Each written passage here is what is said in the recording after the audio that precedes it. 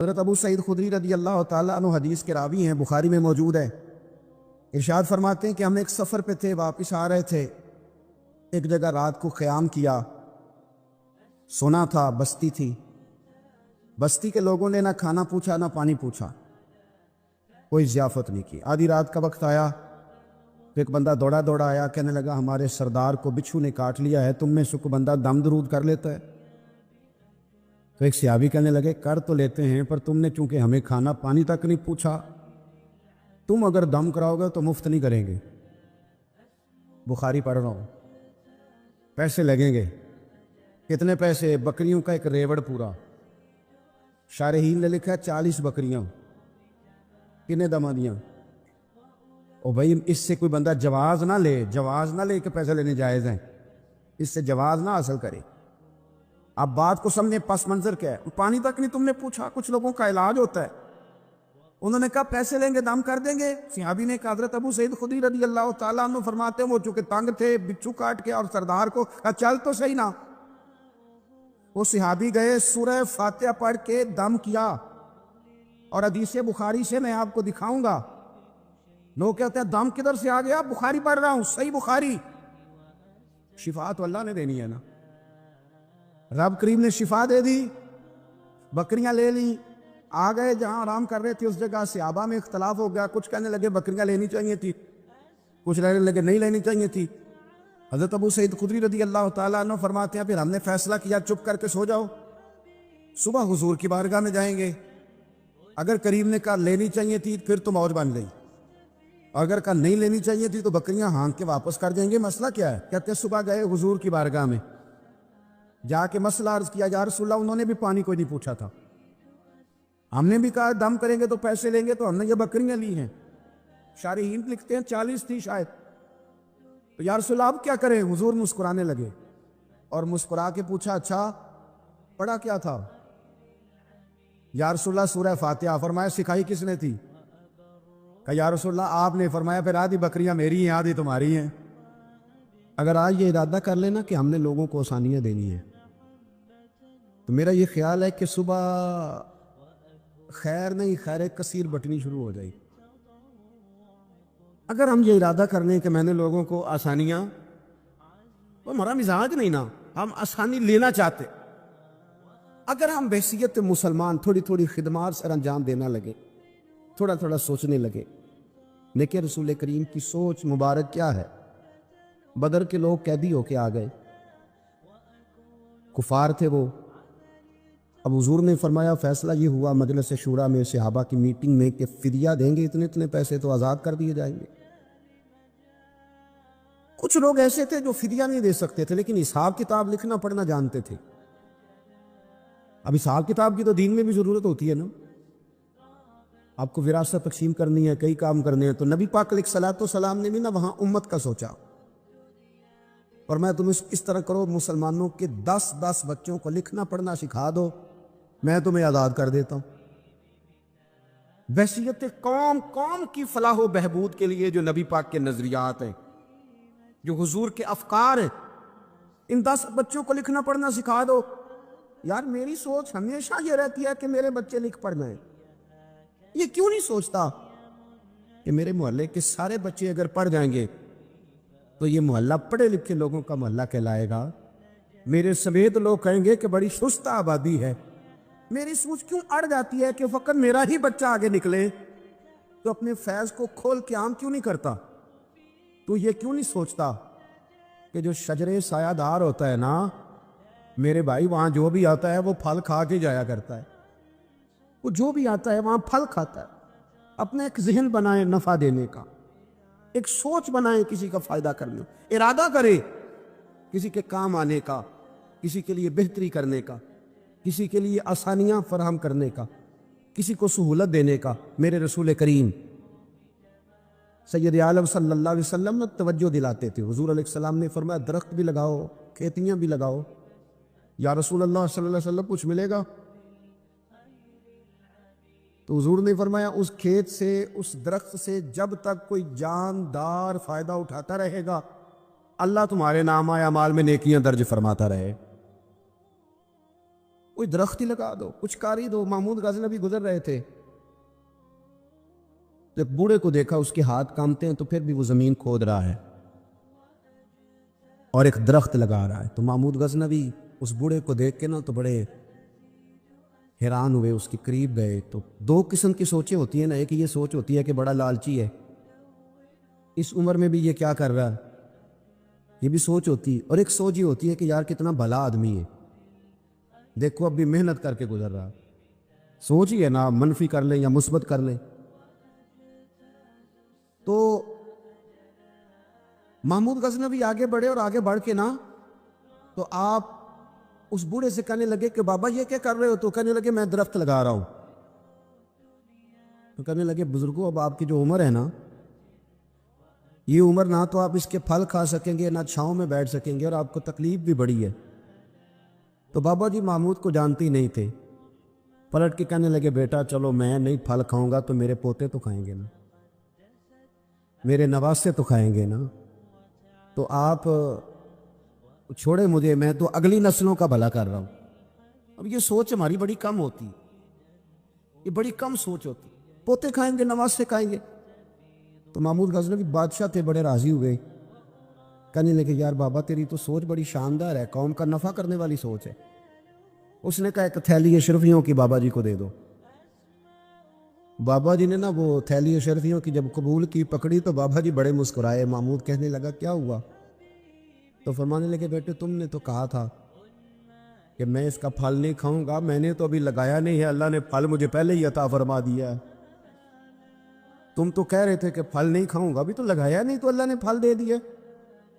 محمود بڑا راضی ہوا، اس نے کہا یار بابا تو بڑی اونچی سوچ کا مالک ہے، ایک تھیلی اور دو بابا جی کو، اور دے دو ایک تھیلی۔ ایک اور تھیلی دی بابا جی کو، تو بابا جی پھر ہنسے، کہنے لگے محمود میرا خلوص دیکھ، میں اللہ کے بندوں کا نفع کرنا چاہتا تھا نا، تو میں نے ابھی لگایا نہیں۔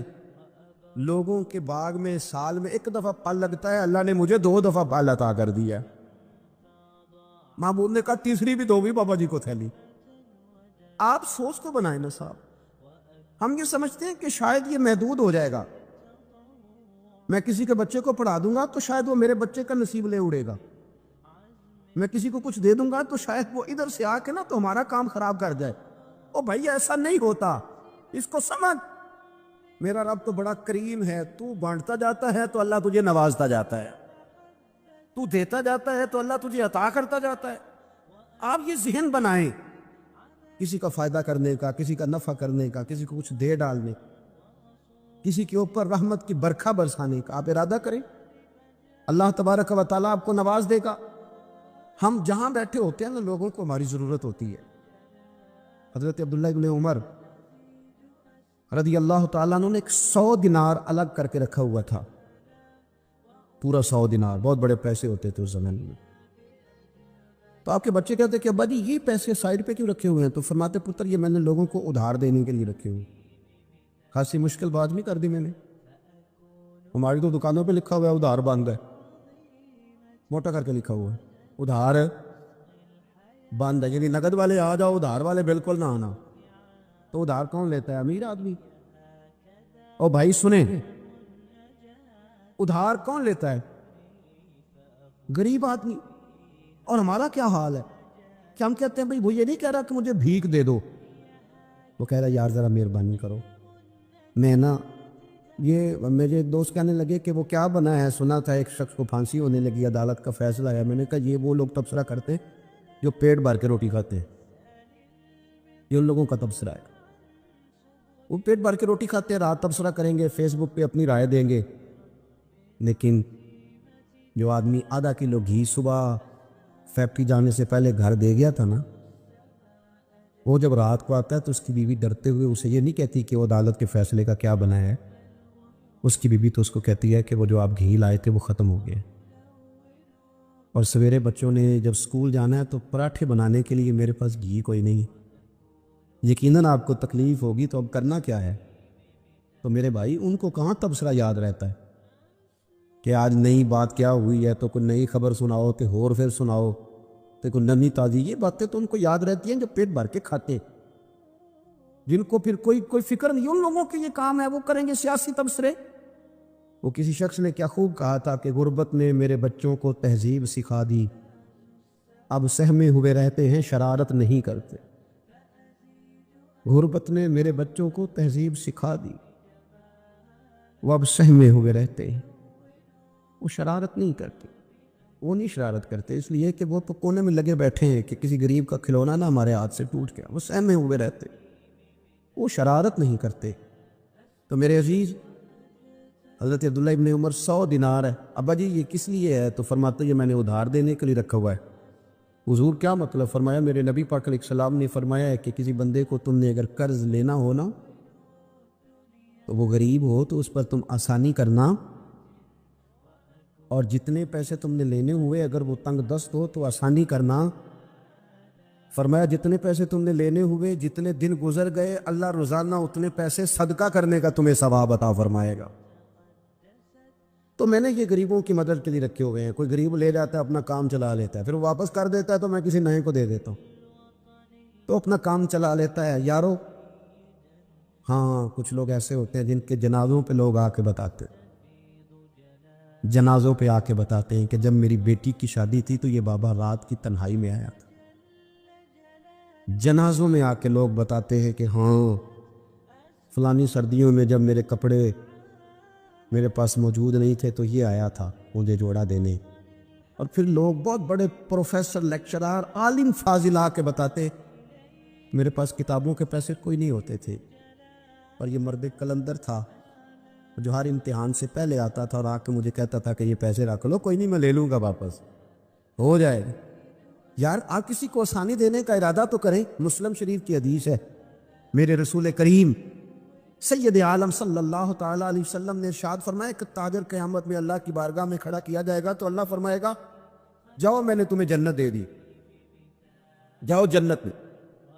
تو پتہ ہوتے سارا ہے نا سردار میں کیٹیاں میں، تو وہ اللہ کے حضور حاضر ہو کے عرض کرے گا مالک میں تو اپنی خطائیں جانتا ہوں کتنی زیادہ ہیں، اللہ میں تو مستحق نہیں تھا، تو میرے مالک یہ جو کرم ہوا ہے اس کا سبب پوچھ سکتا ہوں؟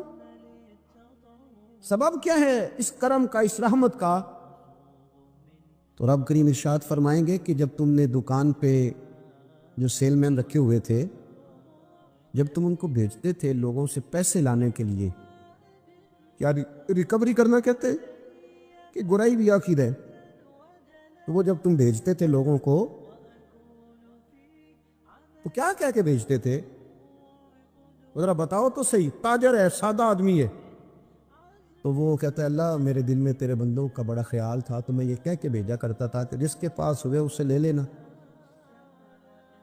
اور جو تنگ دست ہوا نا اسے تنگ نہ کرنا، اگلی دفعہ لے لیں گے۔ تو رب کہیں فرمائے گا تو میرے بندوں پہ آسانیاں کرتا تھا تو میں تیرے اوپر آسانی نہ کروں؟ یہ مسلم شریف کی حدیث ہے، میں آسانی نہ کروں؟ وہ تیرا یہ لفظ کہ جو تنگ دست ہے اسے وسعت دے دو، کوئی نہیں کل پرسوں ترسوں آ جائے گے، فرمایا بس اسی کی برکت سے آج میں نے تجھے جنت دینے کا ارادہ کر لیا۔ میں کبھی کبھی محسوس کرتا ہوں ہمارے احساسات میں تیزی کے ساتھ تنگی آئی، سوچ کا دائرہ کار محدود ہوا، محدود۔ یہ ہم تھوڑے سے مذہبی لوگ ہیں نا، ہر آدمی کا اپنا شعبہ ہوتا ہے، آپ کا بھی شعبہ ہوگا۔ لوگ کہتے ہیں حضرت جی ٹائم دے دے، سیالکوٹ میں فلانی جگہ پہ محفل کرنی ہے، تو میں کہتا ہوں کہ یار وہاں محفل ہوتی ہے وہیں آ جانا، کہتے نہیں ہم نے اپنی کرنی ہے، تو میں کہتا ہوں وہ کس کی ہے؟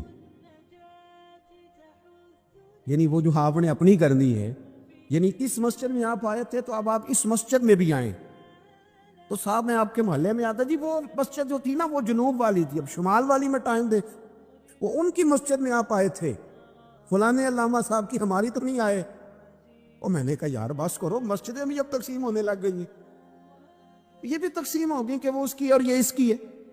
یعنی آپ اندازہ کریں کہ ہماری یہ سوچ ہے کہ اس میں بھی کہیں کوئی ایسا عنصر نہ ہو کہ کوئی اجتماعیت کہیں نظر آ جائے، اور یار ایسے تو نہ کرو، یہ ایک مذہبی اجتماع ہوتا ہے، اس کے اندر بھی لوگ کہتے ہیں کہ انتظامیہ دعوت دے گی، یہ کس کے دین کا کام ہو رہا ہے؟ اللہ اور اس کے رسول کے؟ تو اس کی انتظامیہ کچھ 6 بندوں پہ مشتمل ہونی چاہیے کہ ساری امت انتظامیہ ہونی چاہیے؟ لیکن ہم نے نا یہاں بھی تقسیم کر لی، یہاں بھی گروہ بندی کر لی، یہاں بھی ہمارا مزاج اور طرح کا بن گیا۔ اگر آپ کا دل بڑا ہو جائے، تھوڑا اللہ کے بندوں کو آسانی دے، میں کہا کرتا ہوں جنت بہت بڑی ہے میرے بھائی، مہربانی کر ذرا دوسرے کو بھی جگہ دے، وہ بھی جنت میں داخل ہو جائے۔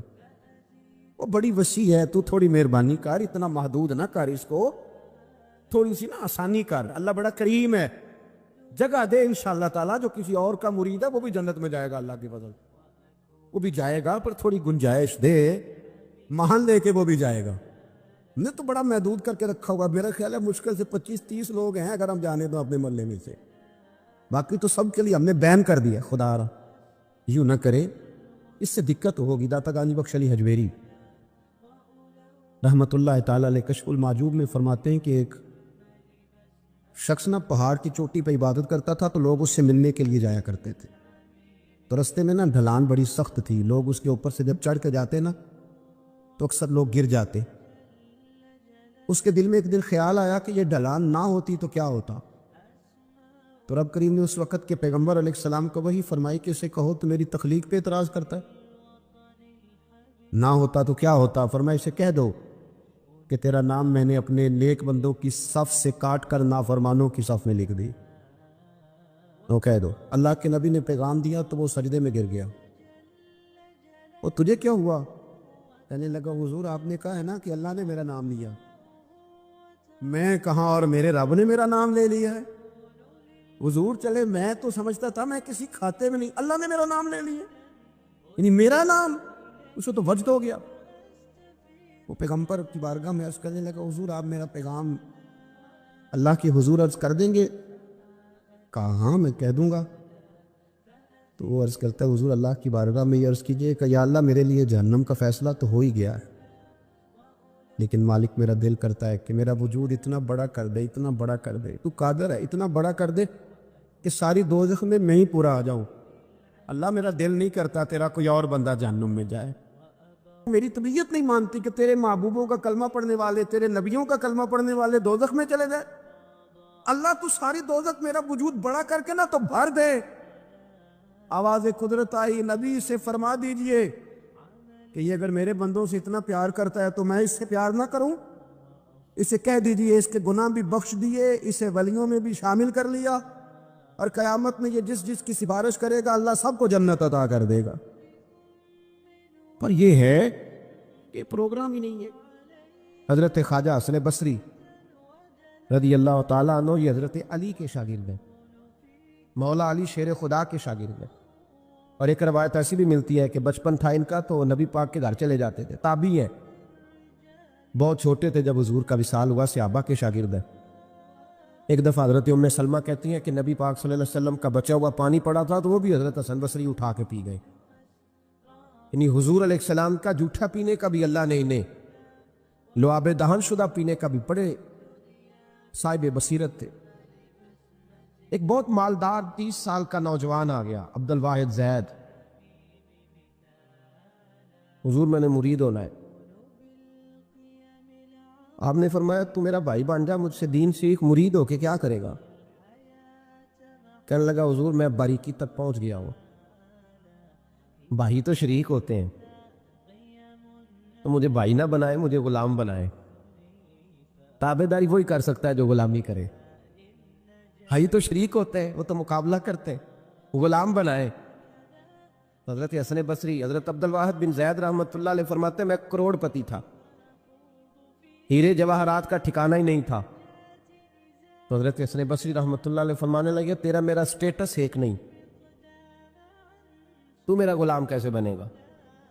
تیرے گھر میں تو خود 20 غلام ہے، تیرا میرا سٹیٹس نہیں، میں غریب آدمی ہوں، ایک وقت کھا لیتا ہوں، 2 وقت بھوک کاٹ لیتا ہوں، تو شہزادہ ہے، سٹیٹس نہیں بنے گا۔ عبد الواحد بن زید گھر گئے، اپنے غلاموں کو کھڑے کھڑے آزاد کر دیا، رشتہ داروں کی لسٹ بنائی، سب کو دعوت کھلائی، جو گھر کے اندر مال دولت تھا ان میں بانٹ دیا، باقی پڑوسیوں کو دے دیا، جو کپڑے پہنے ہوئے تھے وہ بھی اتار کے صدقہ کیے، ٹاٹ کا لباس پہن کے حضرت حسن بصری کے سامنے آ کے کھڑے ہوئے۔ خواجہ حسن بصری نظر اٹھائی، کہا اچھا یہ حال کیسے ہو گیا؟ کہا حضور ہر شے بیچ آیا ہوں۔ کہا کیوں؟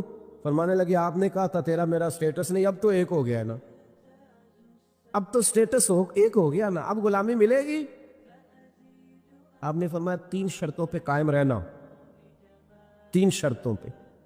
ایک، اللہ والوں پہ زندگی میں اعتراض نہ کرنا، کبھی اللہ تعالیٰ کے بندوں پر اعتراض، کوئی چیز نظر آئے بھی تو شکوہ نہ کرنا، سمجھ لینا کہ میری نگاہ کی غلطی ہے۔ اور دوسرا، روز اپنے اوپر محنت کرنا، محبت کم نہیں ہونی چاہیے، بڑھنی چاہیے۔ اور تیسرا فرمایا مجھے کہنے کی ضرورت نہ پڑے، کہنے کی ضرورت، تجھے اشارہ سمجھ جانا چاہیے۔ عبد الواحد بن زید کہنے لگے حضور ملے گا کیا؟ آپ فرمانے لگے یہ تیرا مطالبہ بھی غلط ہے، وہ تو بعد کی بات ہے، ملتا کیا ہے۔ غلامی میں آ گئے، فرماتے ہیں 30 سال نوکری کی حضرت کی، 30 سال۔ لوگ کہنے لگے بابا پھر ملا کیا؟ فرمانے لگے تم نے بھی مطالبہ غلط کیا ہے، یہی تو میں کر بیٹھا تھا۔ کہا ملا کیا؟ آپ فرمانے لگے میرا اس وقت حال یہ ہے کہ لوگ دعا کر کے رب سے لیتے ہیں، میں دعا نہیں کرتا، ابھی میں سوچتا بھی پورا نہیں، میرا رب وہ چیز پہلے مجھے عطا فرما دیتا۔ اب بغداد کے لوگ کہتے ہیں بغداد میں قحط پڑ گیا، بارش نہیں ہوتی تھی، بارش نہیں ہوتی تھی۔ کٹھے ہو کے سارے گئے، آپ بغداد آئے ہوئے تھے، کٹھے ہو کے لوگ گئے، کہا حضور بارش نہیں ہوتی، مہربانی فرمائیں۔ تو کہتے ہیں لوگ آ کے بیٹھے ہیں میرے پاس، بارش کی دعا کر دیں۔ حضرت عبد الواحد بن زید کہنے لگے اے اللہ، تجھے پتہ ہے یہ میرے دروازے تک آگے پہنچ گئے، ابھی تک بارش نہیں آئی، اور لفظ پتہ کیا ہے؟ کہنے لگے تجھے واسطہ میری اس عقیدت کا جو مجھے حضرت حسن بصری کے ساتھ ہے، اس عقیدت کا واسطہ، مجھے رسوا نہ کر۔ انہیں بھیجا کیوں تھا اگر برسانی نہیں تھی؟ دعا دیکھیں، محبت کے رنگ میں دعا ہو رہی ہے، واسطہ بھی محبت کا دیا جا رہا ہے۔ بغداد کے لوگ کہتے ہیں بس حضرت کے جملے بھی پورے نہیں ہوئے، رب کریم نے بارش عطا فرما دی، جملے بھی پورے نہیں ہوئے، اللہ نے بارش دے دی۔ محبت، پیار سال میں ایک دفعہ حج ہوتا ہے، اور میرے نبی پاک علیہ السلام نے فرمایا تو خوش ہو کے محبت سے ماں باپ کا چہرہ دیکھ، اللہ کامل حج کا ثواب عطا کرے گا۔ یا رسول اللہ اگر 100 دفعہ دیکھوں تو فرمایا 100 دفعہ حج کا ثواب۔ تو سال کے بعد حج ہو تو اگر دن میں 100 دفعہ ہو جائے تو زیارت افضل ہوئی کہ عبادت افضل ہوئی؟ نبی پاک صلی اللہ علیہ وسلم نے فرمایا النظر الی وجہ العالم عبادہ، اگر تو کسی عالم کے چہرے کو دیکھتا بھی رہے تو رب تجھے اپنی عبادت کا درجہ عطا فرمائے گا۔ تو کر تو آپ زیارت رہے ہیں، ثواب کس بات کا مل رہا ہے؟ تو یاد رکھ لیں محبت میں کمزوری نہیں ہونی چاہیے، محبت جس کی کمزور ہو گئی ختم ہو گئی۔ ایک منٹ کے لیے بھی اپنے اوپر یہ یاد رکھے، وہ کہا تھا حضرت سلطان بہو نے جو دم غافل سو دم کافر، یاد رکھ۔ عقیدتوں میں جب لچک آتی ہے نا، جب کمزوری پیدا ہونے لگتی ہے، کمزوری، پھر رشتے سہاروں کے محتاج ہونے لگ جاتے ہیں، پھر رشتے سہاروں کے محتاج ہوتے ہیں، پھر گفتگو کے محتاج ہوتے ہیں، سمجھانے کے محتاج ہوتے ہیں، پھر توجہ دلانے کے۔ اور جب رشتے سہاروں کے محتاج ہوتے ہیں تو پھر رشتے بے ساکھیوں والے ہو جاتے ہیں اور لنگڑے ہو جاتے ہیں، پھر ان کا حسن ضائع ہو جاتا۔ اقبال نے کہا تھا نہ وہ حسن میں رہی شوخیاں، نہ وہ عشق میں رہی گرمیاں، نہ وہ غزنوی میں تڑپ رہی، نہ وہ خم ہے زلف ایاز میں۔ وہ کیفیت نہیں رہتی جس کو کہنا پڑا، بتانا پڑا، سمجھانا پڑا۔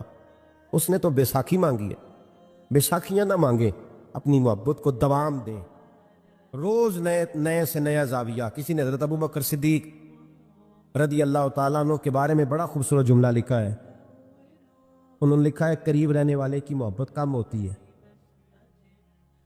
یار کتنا بندہ قریب رہ سکتا ہے، حد ہوتی ہے نا۔ کہنے لگے یہ عجیب شخص ہے، ہمیں عجیب نسخہ بتا گیا ہے۔ کہتے ہیں قریب رہنے سے محبت کم نہیں ہوتی، بلکہ محبت تو تب بڑھتی ہے کہ بندہ قبر میں بھی ساتھ اکٹھا ہو جائے، وہ جاتی دفعہ مزار کا بھی ساتھ لے گئے، اپنے اوپر رب رسول کی محبت کا رنگ چڑھائے اور اس رنگ پہ مضبوطی ڈالے۔ او کچا رنگ للاری والا جڑا چڑھدا لیندا رہندا، عشق تیرے دا رنگ محمد چڑھ جائے پھر نہیں لیندا، کام سارے ہی ہو جاتے ہیں۔ لیکن جو محبت ہے نا، ہمارے سلاسل طریقت میں 3 چیزیں ضروری ہیں، ایک محبت، دوسری عقیدت، تیسرا ادب۔ یہ 3 چیزیں جتنی جتنی پختہ ہوتی جاتی ہیں، فیض کے دروازے اتنے زیادہ کھلتے جاتے ہیں۔ فیض کس کو کہتے ہیں؟ یہ بھی سن لیں، فیض کا مطلب یہ ہوتا ہے کہ میری طرف میرے پیر کی کتنی توجہ ہے، خدا کی کتنی توجہ ہے، اور محمد مصطفیٰ کی کتنی توجہ ہے صلی اللہ علیہ۔ میں کس قدر توجہ کرا پایا ہوں، ان کا کرم میری جانب کتنا ہے۔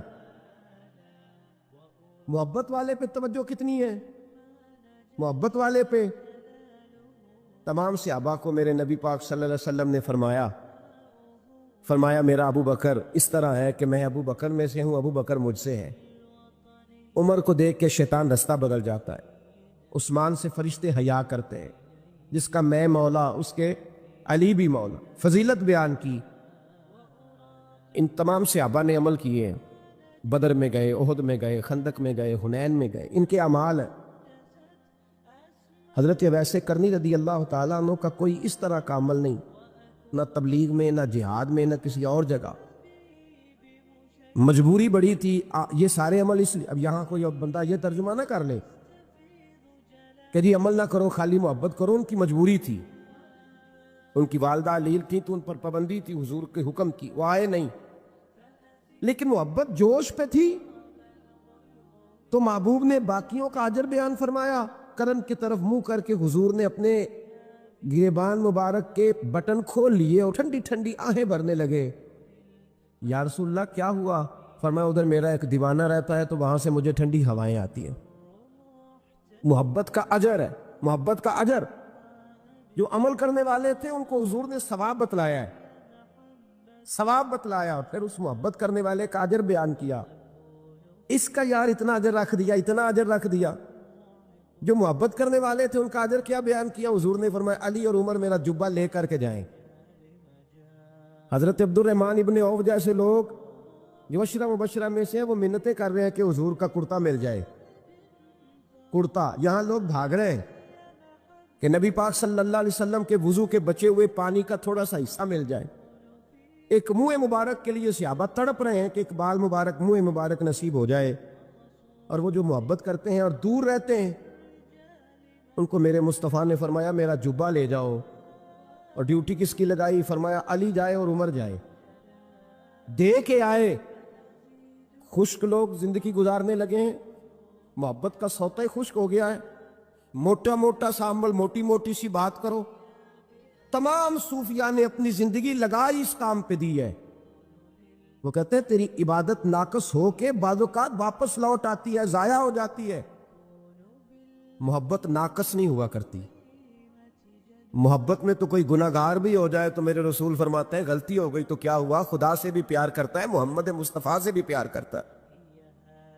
محبوب تو دیکھیے نا، صحابی ہیں حضور سے پیار کرنے والے، شراب پی بیٹھے، بخاری مسلم پڑھیے، شراب پی لی، خود در رسول پہ آئے، یا رسول اللہ غلطی ہو گئی معاف کر دے۔ کیا ہوا؟ شراب پی لی ہے، بھول گیا تھا، بچپن سے پیتا آ رہا تھا۔ حضور نے فرمایا منہ سونگو۔ سونگا تو کہا حضور بدبو تو آ رہی ہے شراب کی۔ فرمایا باہر لے جاؤ، کوڑے مارو۔ صحابہ کہتے کوڑے لگ رہے تھے اور اندر نبی پاک بے چینی کے عالم میں ٹہل رہے تھے، بے چینی کے عالم۔ ایک صحابی نے کہا حضور اس ملعون کے لیے معاذ اللہ، اس کے لیے آپ، اس نے شراب پی اس کے لیے بے چین ہے۔ حضور نے فرمایا چپ کر جا، غلطی ہو گئی تو کیا ہوا، خدا سے بھی پیار کرتا ہے، محمد مصطفیٰ سے بھی پیار کرتا ہے۔ تیری محبت توجہ کرائے گی نبی پاک کی تیری طرف۔ جو محبت، عقیدت، ادب، وفا، جذبہ، حسن، تازگی، روحانیت، یہ سارے ایک معنی کے سارے الفاظ ہیں، ان کا مفہوم